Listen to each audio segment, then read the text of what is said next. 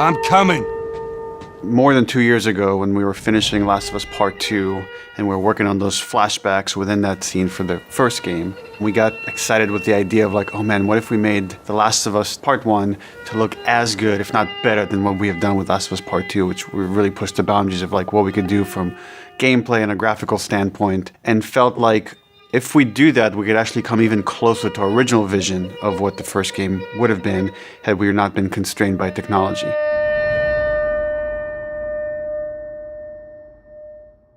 The original creative vision of The Last of Us, I think in a lot of ways was larger than what the PlayStation 3 was capable of. The tech of the PS5, it's like an open box of tools and goodies that we can play from and draw from. The 4K, HDR, improved haptics, 60 frames, help us to reimagine The Last of Us. It gave us opportunities to rebuild our characters at the highest fidelity. Not only are the characters more detailed, I mean down to the irises and the pupil depth. You know, you fall into the eyes of the characters.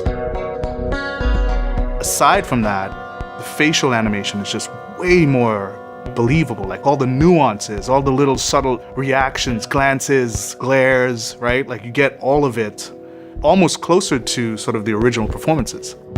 So no matter what, you stick to me like glue. Like glue. Like glue. Got it. Good. We are able now to not only just have the highest fidelity characters in the cutscene, but also in gameplay. It's the same character, so now we can do these seamless transitions in and out. Every part of the game has benefited from seamless transitions and emotional scripting. Pretty good, huh? Our stories happen in gameplay, on a stick. She knew my mom. All this stuff is designed to keep you constantly in this world. Riley, come here. No, you got this. Go.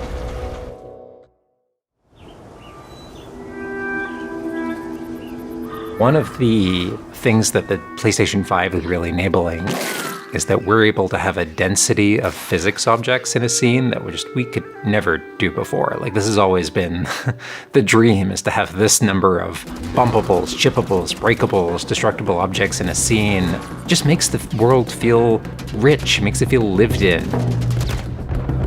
Materials can have the properties that you'd expect.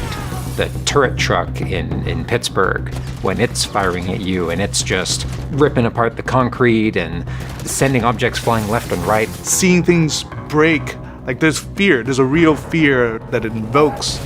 And it's giving us a much more dynamic range of gameplay to play with. Surround him! Our AI tech has just increased incredibly. What we were building the basis off of was The Last of Us Part 2's AI. And it has sophisticated systems for things like the fundamental knowledge model of how these NPCs perceive and understand what the player is much more sophisticated. Now how the enemies are communicating with each other, how they're chasing you, how they're flanking you, how intense that fight feels, it's so much more rewarding coming out of it from the other side.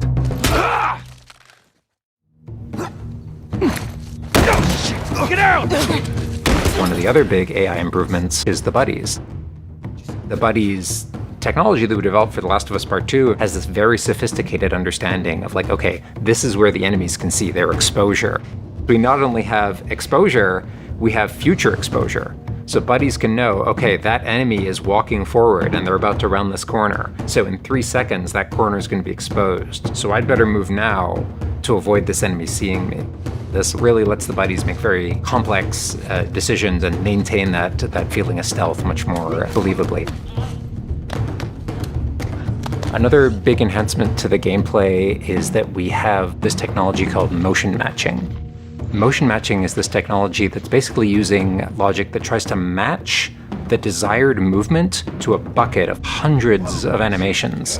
A mocapped actor has gone in and run this whole gauntlet of movements to get a really full set of all the different ways a person can move. And then it's basically every frame trying to find the best matching animation that fits the path of where the character is going to go. And this motion model just gives this really seamless sense of transition. The player's movement is just a lot cleaner. It's this really smooth, organic movement through the space.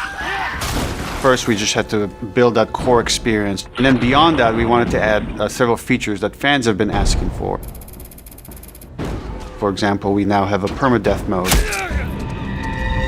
Along that, we've added a brand new speedrun mode, so players can time themselves. There's a whole community of gamers that just want to see how fast they can play through this game. Beyond that, we added a bunch more of unlockables. So there's all these different outfits for Ellie and Joel that people can unlock. A model viewer mode, so people can really appreciate the details. We added award-winning accessibility features. Every single accessibility option that we offer, that's a barrier removed for someone. As she surveys the apartment, her eyes wander to Joel. She steps past the couch. He wears the wristwatch Sarah gifted him, which now has a cracked face. To my knowledge, this is the first PlayStation game that has audio description built into the game, built into the cinematics. Now it's nighttime. Joel stirs in his sleep. And that's really the way we've tried to push the frontier of accessibility on this game.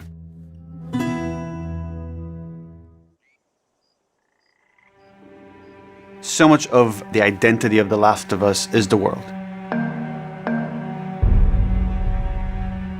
We revamped completely the art direction. You know, everything from these expansive vistas that not only are they beautiful, but you feel the environments. You feel the environments in a much more visceral way. The rooftops overlooking the Capitol building, for example, like just the breath of fresh air when you go up there and you feel that sort of release in tension.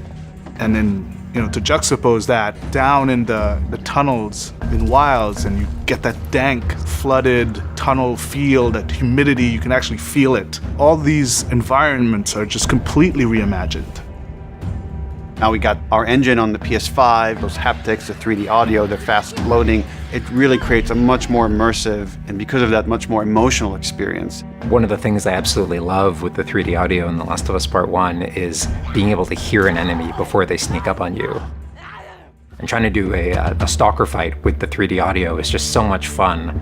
You're hearing them skitter around in a different room, and you're hearing them trying to get it behind you.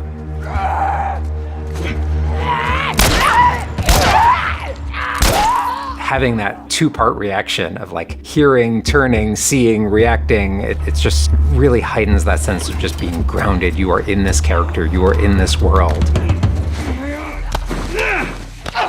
Now, with the PlayStation 5, the amount of control that developers have over the DualSense, it's really, really cool. All the guns in the game have a variable amount of resistance on the triggers when you aim them. The way it works with the bow is that at the very beginning, when they're starting to draw the bow, there's a little bit of resistance. And then as the bow gets tauter and tauter, the amount of resistance is increasing. And then when you release the bow, you're also getting that resistance going out of the trigger.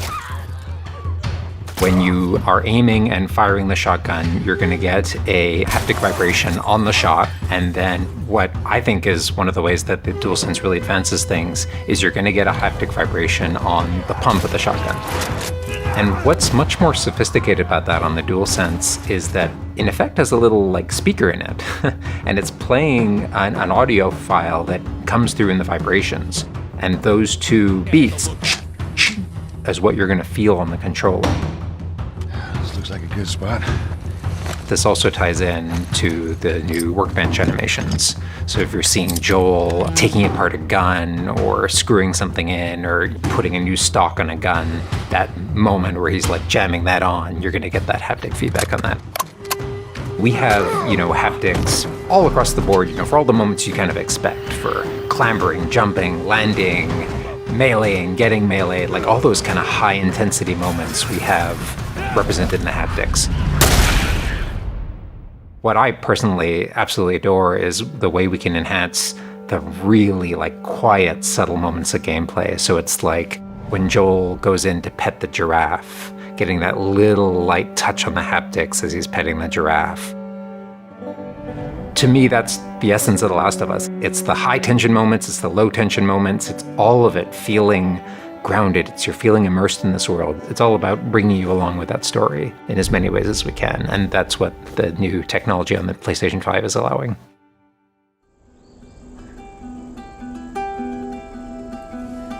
So is that everything you hoped for? Jury's still out. There's something special about that core experience of playing as Joel and Ellie on this journey. Then to take that experience and really honor it and keep the authenticity of it,